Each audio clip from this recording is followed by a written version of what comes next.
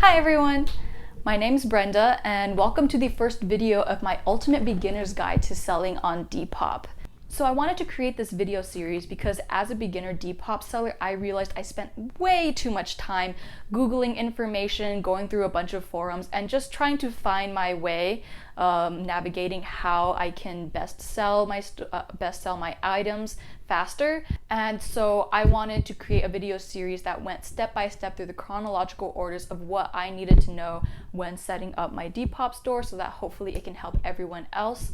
I set it up all the way from starting with setup, dealing with troubleshooting issues, where to find help, how to market your store, and how to fulfill a sale both domestically and internationally, and lastly, how to continue to grow my store for the long run. So without further ado, let's get started. Today we'll be going over the basics with how to set up your Depop account, how to set up your PayPal account, and lastly what equipment you will need to get started so that you don't need to look for it and shop for it later. Let's just get the easy stuff out of the way first. Just download your Depop app and then sign up with your email information, yada yada. Just keep in mind though, when you sign up for Depop, please use the same email for your Depop as you used for your PayPal. This doesn't apply for everyone, but I think this is a really good thing to do as a precaution, and I'll explain why later.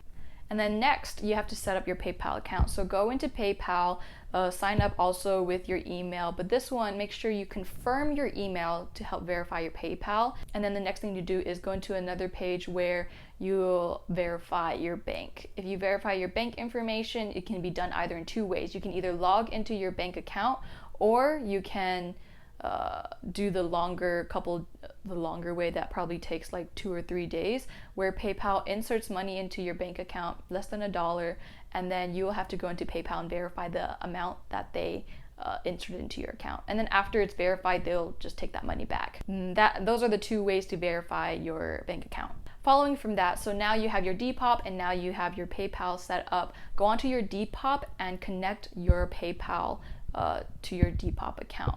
And in doing so, you should be able to then buy and sell on the platform. And so the reason why I'm telling you to put your Depop email and your PayPal email the same is that what happened to me was I finally got my first sale. Depop says, woohoo, this person bought it. But then when I looked into my PayPal, I didn't see any money come in. And I was like, where's my moolah? Where is it? I was like so excited, but like, where's my money?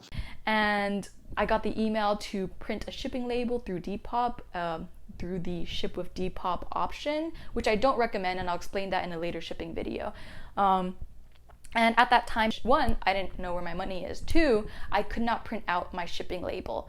As a result, I couldn't ship the item on time. I promised the person I would ship it the next day, but then this issue came about, and I had to go on a goose chase to message Depop customer service as well as PayPal customer service. And during the pandemic, their customer service is kind of delayed and backlogged, so it took a while. And as I was doing that, I went through a bunch of different FAQ forums where people asked questions, and I discovered that one of the solutions was to make sure that your Depop account and your PayPal account emails were the same. And once you do that, the money should immediately come in. This is just one of the solutions which has worked with other people. Unfortunately, it did not work for my case. So it may not be the case where you have to always have it equal, but I'd rather err on the side of caution and do that. And in a separate video, I will go over all the other solutions you can try in order to verify your PayPal account. Hopefully, when you sign up, everything is smooth and great and bless. But in the case of troubleshooting, if something happens, I will compile all of the solutions that I had found just to figure out the solution to my own problem so that I could finally get money into my PayPal account. Anyway, so next up is equipment.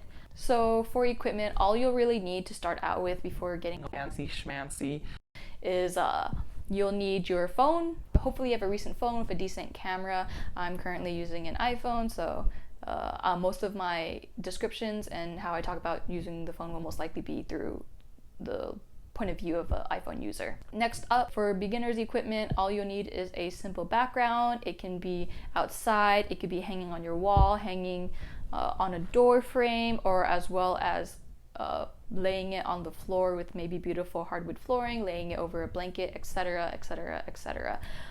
Ultimately, the key is for your background and your picture in the beginning to just look clean and look well lit and very visible. What I recommend is taking shots in the daytime near a window, hopefully where there's a lot of natural light. Or if you have a lamp, that will help too. And what I've found is taking pictures of the clothes laying down looks a lot more aesthetically pleasing than hanging on the wall. The only place where I hang on the wall nowadays is if I think that the item will look differently with gravity pulling the clothing down, then I would want to take a picture.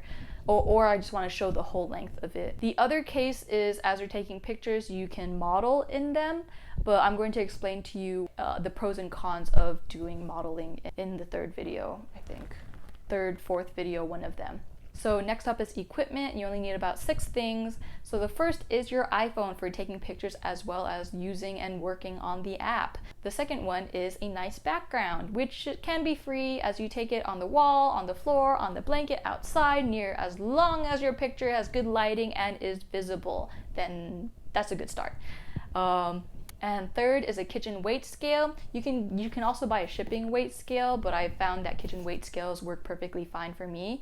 What I also recommend is getting some kind of random container or box and putting it on top of the weight scale so that when you're weighing your item, it's not just spilled out over the scale and it might not give an accurate reading. Instead, it is contained in the box and the weight of the box will already be included on the weight scale because of that special little button on the weight scale called tare, T-A-R-E. It makes it so that when you put an item on top of it, let's say a bowl, and you don't want to include the weight of the bowl, you just click tare, then it disregards the weight of the bowl and has you start at a weight of 0, so anything you put in the bowl, in the container, will be counted. And then item number 4 is a measuring tape. I recommend if you don't have one, you can also use a ruler, you can use those industrial tapes, maybe your dad has it, I don't know. Or you can just go to the close by 99-cent store, convenience store, buy those little small portable sewing kits, and in them they will have a measuring tape that you can use. And number 5 are polymailers. For shipping, I recommend buying a pack of polymailers from Amazon. Those are easy to ship in and they're small, affordable, and cheap. However, for my eco-friendly brothers and sisters, they are not eco-friendly at all. It is a bunch of plastic. And if you feel guilty about putting a lot of plastic out into the world, what I have seen other Depop users do is reusing packaging from other shipping that they've bought previously. So for example, if you bought something from Ulta Beauty, you can use that shipping box and put the clothes in it. Just keep in mind the weight of the box makes a difference too. And in addition, you can get shipping boxes and shipping envelopes free from USPS. If you sign up on the USPS.com website, you can go to the store and pick out some of the envelopes to be mailed to you for free. These boxes are absolutely free. They're just not free when you go ship it out, okay? But giving it to you, it's free. So that supplies of envelopes and things like that are also pretty good. I recommend maybe getting the padded envelope. And lastly, what you want to get is a clear duct tape or clear shipping tape. What you're using this for is after you print out the shipping label, you put it on the package and then you can just tape the shipping label onto the package. Alternatively, you can also buy some printing labels on Amazon that you can use with LaserJet printers, which is what I do now, but if you want to save money temporarily, then you can go the duct tape route.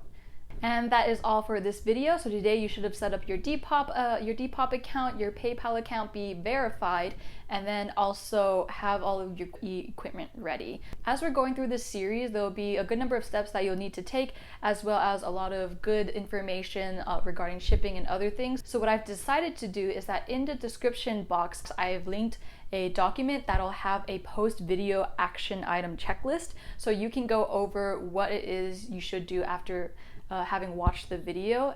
In addition, there'll probably be a little bit of summary of key takeaways that I think would be very important for you to remember or reference information.